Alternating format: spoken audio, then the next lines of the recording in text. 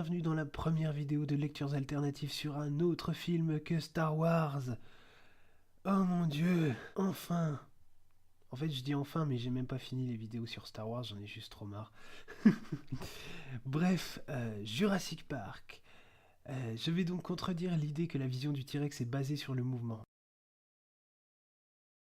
Je crois me rappeler que quand Jurassic Park est sorti en 93, Spielberg avait expliqué que ce qui importait pour lui dans le film, c'était de montrer les dinosaures comme des animaux, pas comme des monstres.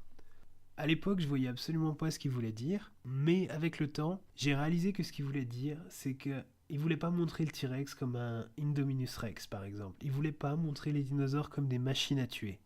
Et justement, l'idée que la vision du T-Rex est basée sur le mouvement problématise cette perception du T-Rex. C'est-à-dire que si sa vision est basée sur le mouvement, et que si tu restes immobile, il ne te voit pas, c'est typiquement un monstre de cauchemar pour enfants. T'as un monstre terrifiant face à toi, t'es paralysé par la terreur et tu dis si je bouge, il va me bouffer aussitôt, je suis cuit. Mais si je bouge pas, peut-être qu'il me fera rien. C'est vraiment un truc pour enfants et c'est génial pour véhiculer une tension phénoménale dans le film. Ça donne une de nos scènes préférées de toute façon de toute la saga. Bah, d'ailleurs, je pense que c'est la scène préférée de tout le monde de la saga, c'est l'attaque des jeeps par le T-Rex. Maintenant, si on prive le T-Rex de cette idée, que sa vision est basée sur le mouvement, et en plus cette idée tient pas à grand chose en vérité, c'est juste Alan Grant qui la répète sans arrêt. Keep absolutely still. This vision's based on movement. Don't move! Can't see us if we don't move. On est obligé de se demander pourquoi il ne dévore pas Alan et Lex quand il se retrouve nez à nez avec eux. Parce que oui, il reste statique, donc il les mange pas. C'est ce qu'on se dit, c'est ce qu'on est censé croire si on croit Alan Grant. Sauf que ça se tient pas du tout parce que le T-Rex, bon, s'il voit rien, déjà, il est mal barré comme prédateur. Mais s'il a pas d'odorat ni d'ouïe, c'est tout. Il aurait même pas existé, ça existe. C'est pas possible. Parce qu'il y a quand même Lex qui hurle comme une tarée.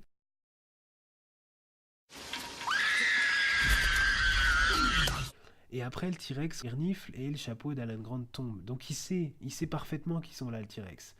Et il les attaque pas parce qu'il s'en fout complètement, ils représentent rien pour lui. C'est des fourmis, et surtout, il a déjà mangé. Il a mangé une chèvre.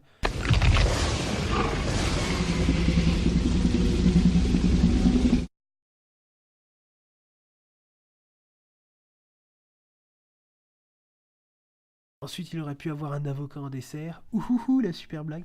Et même Malcolm. Mais il a plus faim.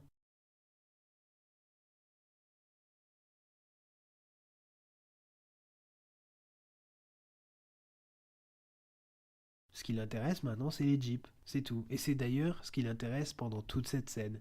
Les jeeps sont des éléments incongrus dans son environnement naturel, disons.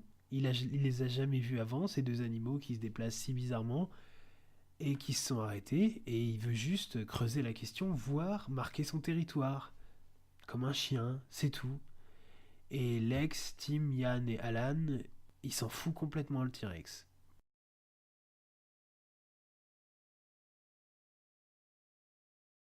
Et quand Yann attire son attention sur la torche et la jette et que le T-Rex va voir, bah c'est comme avec un chien quoi, c'est juste... il n'y a aucune raison pour que le T-Rex veuille mordre Anne alors qu'il représente rien, il a pas faim, il représente pas une menace, donc voilà, le T-Rex il est curieux comme un labrador, c'est tout.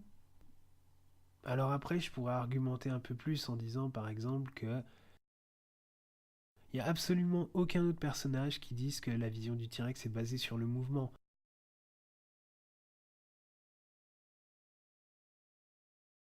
Si c'était le cas, il y en aurait plein qu'on parlerait. Il y aurait sans doute des blagues ou des anecdotes de gardiens du parc dans le 4. Il y aurait des laborantins, il y aurait Hammond, Muldoon, Claire ou Owen dans le 4 aussi par exemple.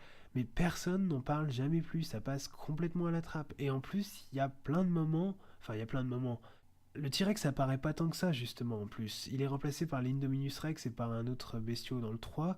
Donc il est vite passé à la trappe aussi. Mais quand il apparaît, il y a pas mal de moments où il voit des choses qui sont immobiles. Dans le 2, il bouffe un gars dans une Jeep qui bouge pas. Ils attaquent une caravane qui bouge pas non plus. Et il y a vraiment beaucoup de choses qui contredisent l'idée, et, et c'est tout. C'est parce qu'ils voient très bien ce qui est immobile. Leur vision n'est pas basée sur le mouvement. Donc simplement, Alan Grant dit une bêtise.